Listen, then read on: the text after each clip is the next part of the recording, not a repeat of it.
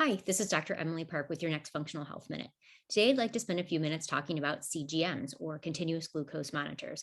I've been using them in my practice for a few years now and using them in many different types of patients. Of course, if someone comes in with a diagnosis of type 1 diabetes and they're not already using a CGM, if someone has type 2 diabetes, or even those that are pre-diabetic. And I've also even had some patients that are just curious, how food affects their glucose. And so, patients that aren't even pre-diabetic, but maybe their hemoglobin A1C or fasting blood glucose is higher than they'd like to see it, or it just doesn't make sense to them.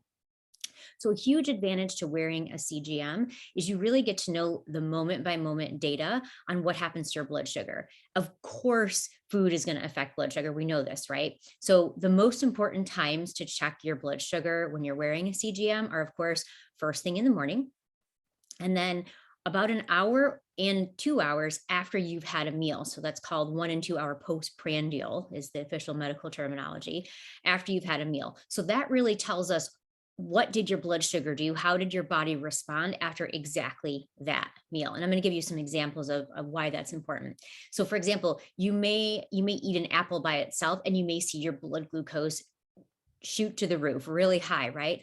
But if you have that apple with, a piece of chicken breast and, maybe some healthy fat with it, like some avocado, for example, you may not see as much of a spike in your blood glucose.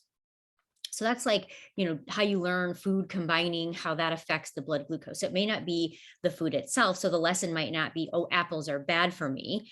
The lesson is really, eating an apple by itself is probably bad for you, or not a great idea on a regular basis anyway, based on how your specific blood glucose responded to it. And everyone's glucose responds differently. So this is the value in putting on a continuous glucose monitor so you can see what your personalized information was. I know when I did it myself, I had some pretty revealing, things come up that I would never have thought would have raised my blood sugar like it did, and others I thought for sure would have raised it more than it actually did. So it can be really valuable. And then of course it's also interesting to see what happens to blood sugars overnight too, right? Because it can also affect your sleep and vice versa, by the way. Wearing a CGM is not just about how food affects glucose. All of the lifestyle factors also have an influence on blood glucose. So these are things, of course, like your stress levels, exercise, sleep, toxin exposure. All of that also plays a role in your glucose management. So the blood glucose monitor that I've been using the most is the Libre 14 day. And it's only because it's kind of like the cheapest one on the market. There's some other really excellent ones. Like Dexcom is a great system. There's Levels, NutriSense. There's a lot of companies coming out with, different ways to, monitor continuous glucose. But if your insurance doesn't cover it, which it usually does not unless you have an actual diagnosis of diabetes, you can buy a 14-day glucose monitor with a prescription from a doctor, for about $50, 50 to $60. And so if you wanted to kind of put a glucose monitor on for 2 weeks or a month just to see what happens, and because I can tell you from my own personal experience, and now many patients over the last few years of doing it, it's a really pretty invaluable piece of information that you get when you put on the CGM.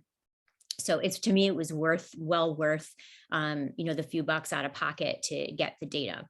And then another good time to put on a CGM is if you're doing any major changes. So let's say you're like, you know what, I'm going to start a, keto food plan, or I'm going to switch from keto to, I'm going to add some carbs in, or I'm going to switch from whatever diet plan you're on to something completely different. Putting a continuous glucose monitor on can also be really helpful for those, especially the first, 2 to 4 weeks, just to see what happens with the glucose monitoring. So I hope this kind of, helps you understand a little bit about CGMs and why I like to use them and the information that you can get from it that would be really helpful to your health. This is Dr. Emily Park with today's Functional Health Minute.